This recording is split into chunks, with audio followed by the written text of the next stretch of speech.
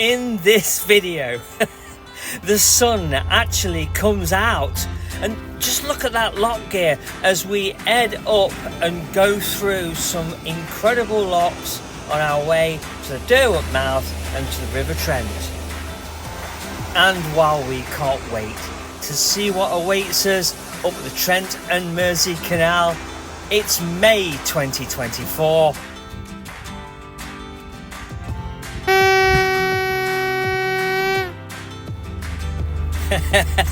And what did we enjoy in this spectacular week of sunshine? Well, we took in some incredible sights, some good, some not so good, but one of the biggest takeaways is what we have in terms of heritage and our rich history along the inland waterways. Come and join us for another video.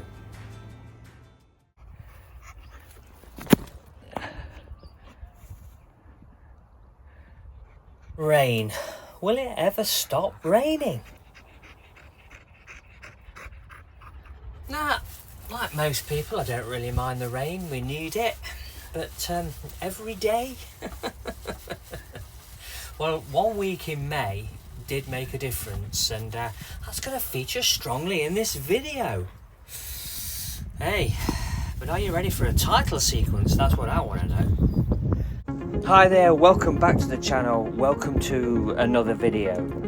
I live on board a 58-foot Heron, manufactured in Huddersfield in 2001. Giving up bricks and mortar in 2015 for a new life and a fresh start on the water. And what did we give up? A beautiful and modest lakeside property with a jacuzzi, an annex, a gym, and a cinema. And do I ever look back? Well, no I don't, because now I am living a much more interesting life with Diesel and Levi and my beautiful wife. It's an exciting year so far, and 2024 means that I've been on board almost 9 years. And does living in a confined space drive us crazy, I hear you ask? Well, no, I'd go as far as to say that it's actually made things much better. And what is it about boating you love the most, I hear you ask? Well, it isn't just an existence, it's an entirely different way of life. So come and join us for another look at the gentle life. But hold on, I hear you ask, this isn't a canal. It looks like you're up in the sky. Well, you'd be absolutely correct. We're just on our way back in from Dubai, where we've just had an absolutely terrible experience. And after an extremely rough landing at Birmingham Airport, we are back. And this is a day later. The weather when we got back to Birmingham was absolutely shocking. Not as bad as Dubai though. But then we woke up to this. And if this is what May is going to be like, then bring it on. Everything done, all checks have done, oil check, filter checks, made sure everything, all the nuts and bolts are tight on the engine, fuel check. What else? Check the alternator, made sure that all the belts are all nice and tight. Got spares of everything, filters, oil, fuel. What else is there to do? Clean the boat. Got it half done. Wow, coming back from abroad and seeing the boat, how dusty it is. But these things have to be done, and it's a lived-in boat, which is what I prefer. Don't like these showrooms. Don't like these squeaky clean boats. Not right, is it? And how far did we come? We did about quarter of a mile, and then we turned up at Barton Turn and we stayed here for a chill, and then we're going to move on tomorrow and do some distance. Now, whatever your motivations are for getting out there on the cup, you know, whether you just live aboard or you just go out for a cruise, you own a boat but you don't necessarily live on it like we do, but we're in a marina, so we go out for extended days on end. You don't really have to go far to enjoy yourselves. And that's why I like coming down to Barton Turns. There weren't many boats there, there weren't many people there. It was fairly early in the morning. This beer garden is going to be quite busy later. But you don't need much motivation to stop, particularly where there is a nice public house. And as nice as this one, why would you want to go any further? Oh! Yeah, 3 days later. We decided to just stay here because it was just so nice. And we had a few visitors.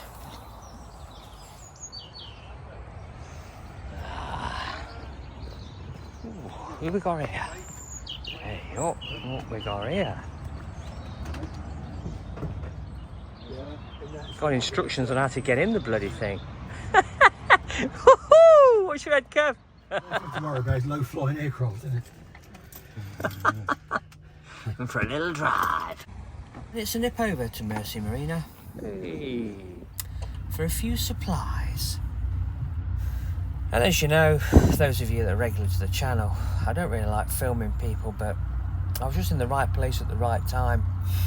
And this boat coming by was just too good an opportunity. This is what I call a beauty pass. Nice and slow, nice and relaxed. Tick over the gentle life. But inevitably, it's ropes off, and it's down to Shobnall Marina for a few bits, a few small supplies. It's Shobnall. Hey, look where it is, look where it is. Hey, yeah, Snickers. We're all good. We're all ready to go. So what I'll need you to do is go down to the front in the well deck. Yeah. All right. So now that I'm done at one of my favourite marinas across all of the Trent and Mersey Canal, here's a little bit of history on Burton-on-Trent, one of the oldest inland ports and brewers of fine ales. The recorded history of Burton begins with the founding of a Benedictine monastery around the year 1000. A town developed around an abbey. Mineral-rich well water filtered through gypsum deposits proved particularly suitable for brewing. Burton acquired a reputation for producing distinctive ales of exceptional quality. Introduction of hops into the brewing process in the 16th century extended the keeping properties of beer. A few casks of Burton ale were sent to London, but poor roads limited opportunities for trade outside the local area.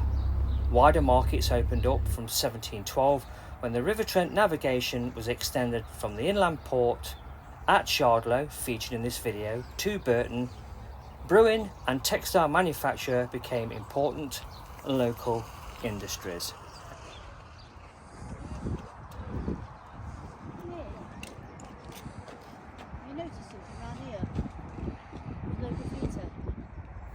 Well, the old journey over the next two videos, including this one, will probably be about 24 miles.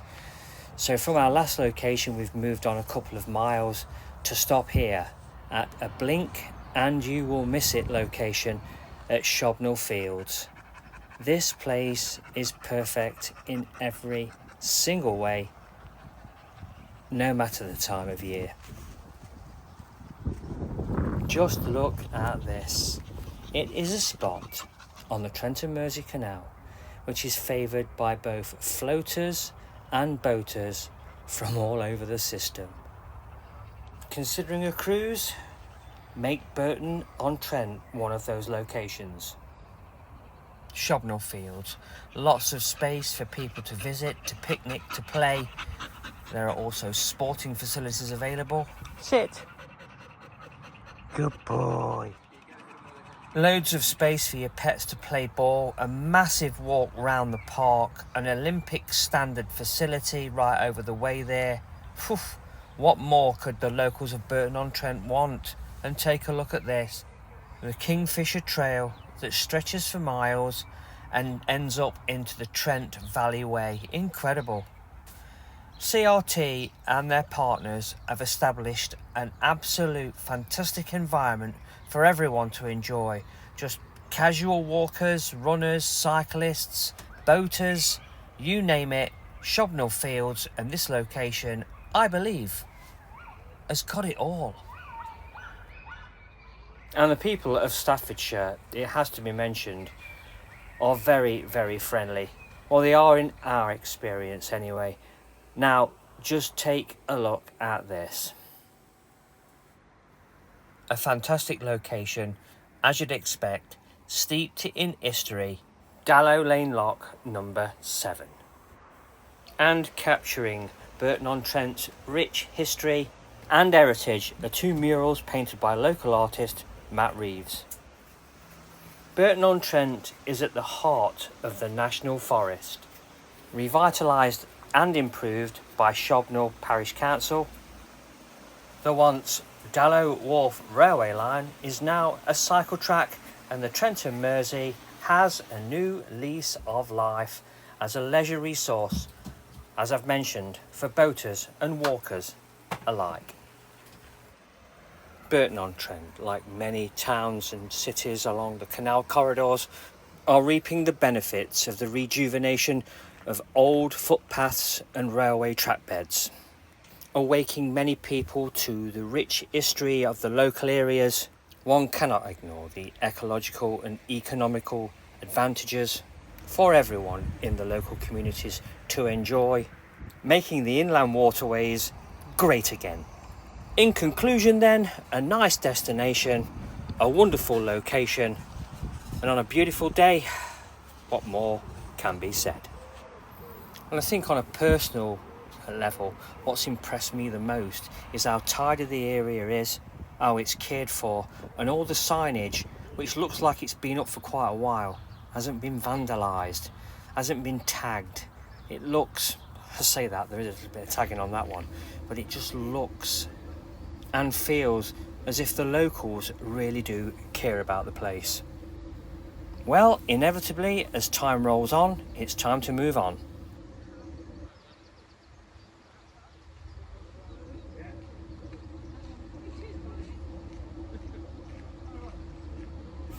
Engineers from CRT returned again today, taking measurements of the lock. There have been some reports of shallowing in the lock. There could be some form of debris in there.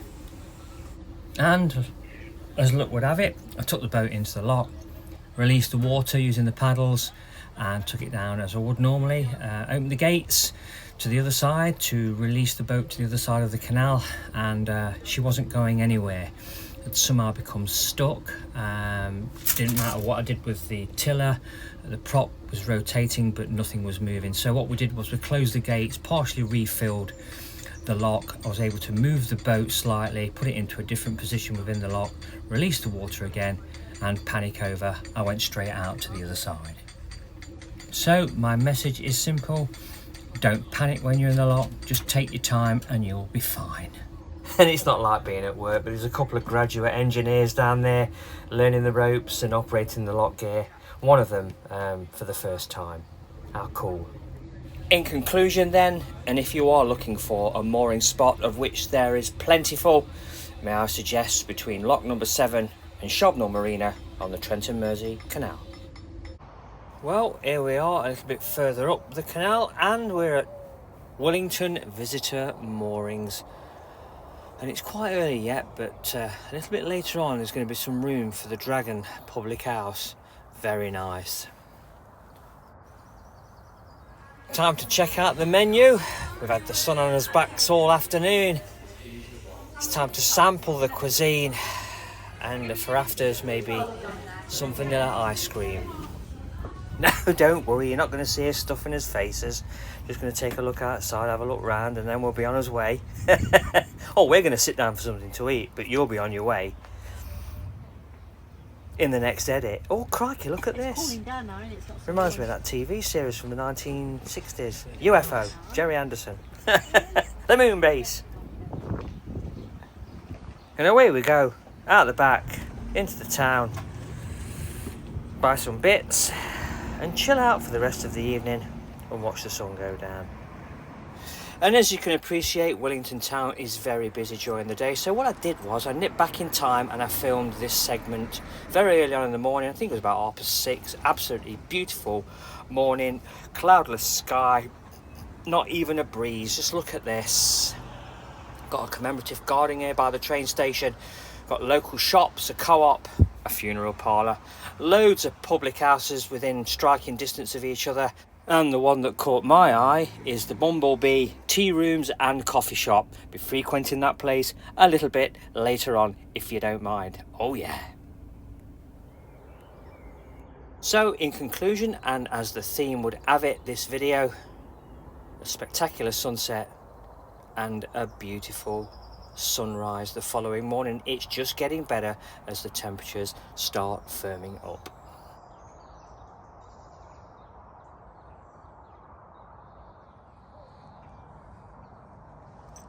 And that's it for Willington as we move on to the next location.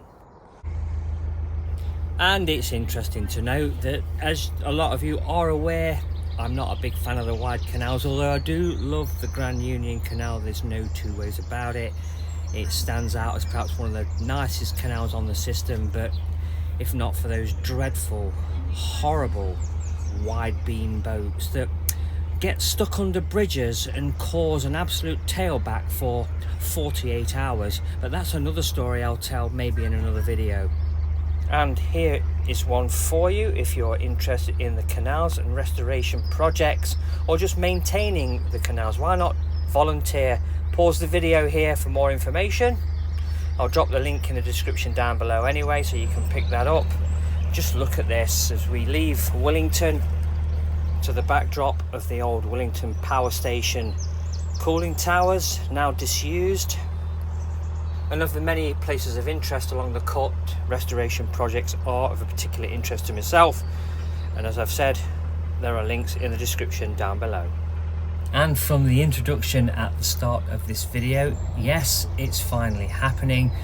The sun is coming out, the temperatures are going up into the mid to late 20s.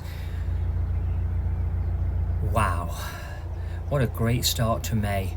And this gentleman that owns this particular mooring, this linear mooring, which we all would love to have one, is an absolute gentleman and a genuinely funny guy. Yeah, so funny. And the gentleman trailing me is quite a funny fellow too. My friend Mr. Still, who features in quite a few of the videos, the Winter Push and the Shobnall Marina blacking of the boat and maintenance. Check out those videos from the link in the description down below. And as we go through and we go up, the second burnt out boat we've seen in recent months. It's so sad to see this. We were on the Coventry Canal back in January, I think it was, or was it February, and we saw something very similar. But going back to canal restoration and the canals in general, it is very interesting to get involved in something like that. I've been paying particular interest in the Ashby Canal restoration that seems to have paused. And although I've got a video in the works, I'm hoping to release it soon. I've been putting it together since last year. New bridge deck on there, probably about 20-25 years old, maybe a little bit older. Look at that. Yes, since last year, 2023, and whenever I speak to anybody from the Ashby Canal Association when I'm down that way, it seems to get a kind of any definitive answer as to when they're going to start up work again, or indeed have a completion date. Sadly though, the virus of unknown origin did play a part.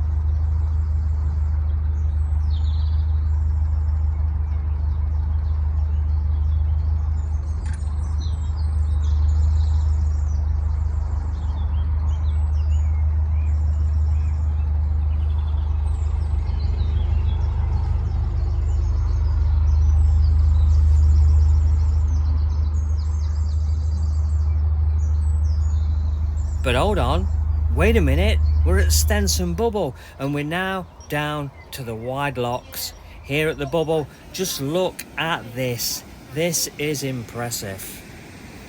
So Stenson Bubble and the lock itself has a little bit of a checkered past, quite leaky as it's been reported on social media. New lock gates have been installed recently along with ironmongery, and some of the lock gear has been refurbished. Vehicles continue to strike the bridge above the lock. A local appeal has gone out to motorists to request them to slow down in the local press and newspapers. Good luck with that one.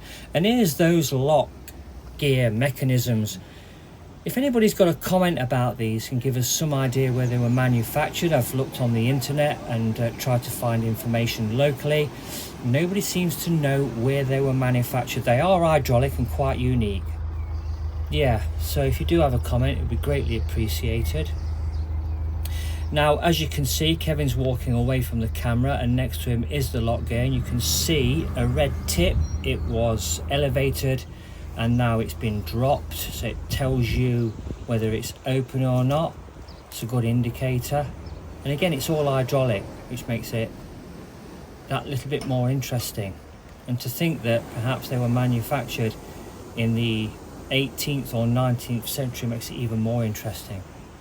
If you're coming from the I mileage and entering into the double locks for the first time, just be aware Stenson Bubble is precarious, so do take your time. So really enjoying this. Look at that.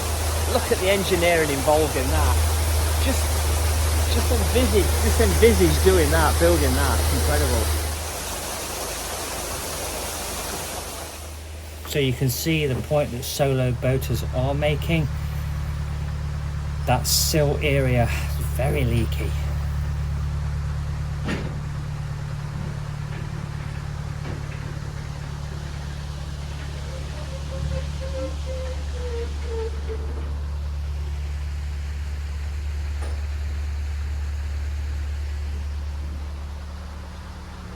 And just for our overseas viewers that are particularly interested in the heritage here and the surrounding infrastructure, a lot of this is over 248 years old.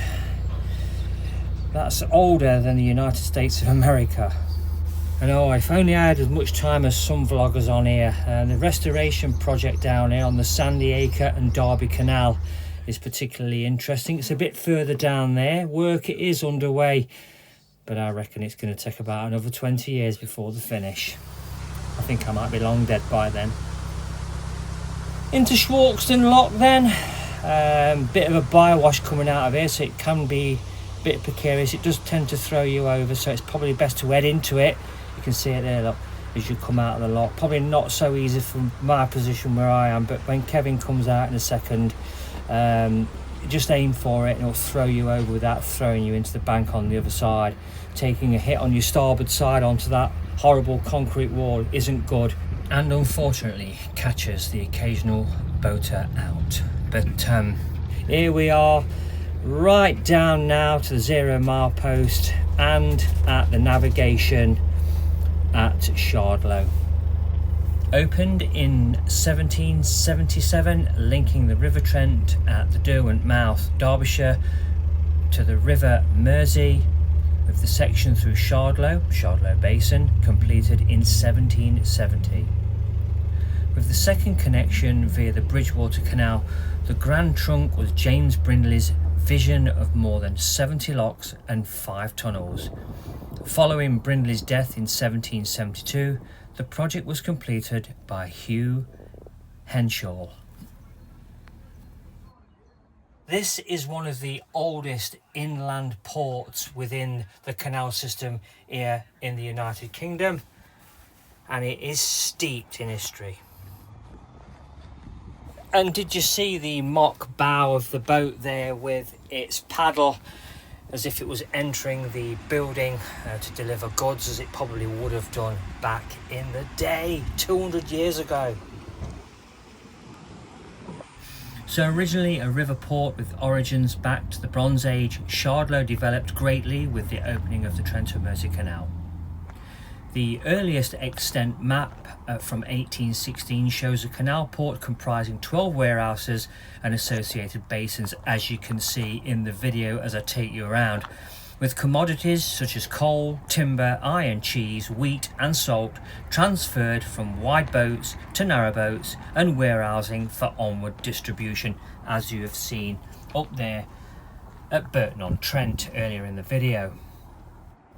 Along with this incredible development came all sorts of other businesses and buildings to support the carriers: boat builders, rope walks, workshops, stores, stables, offices, workers' cottages and owners' houses. The decline of the canal system, though, led to the closure of the port in 1948 and different uses for the warehouses, but the area remains remarkably little changed today. The Heritage Centre is leased from a Mansfield brewery, which completely refurbished and equipped the building as a museum for the village. Being a local, I've got one or two friends down here. One is a boat owner, lives aboard, and also occupies one of those very offices not too far from where I am right now. And as you can imagine, some of these buildings do look derelict and some of the walls do look dilapidated, but they are being lovingly restored. And they're not just being left to their own devices to rot away, far from it. And as you saw the lifting crane there, it is in good repair, to say that it's been there since the 1800s.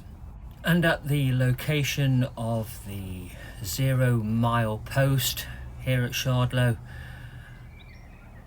that's it for this video.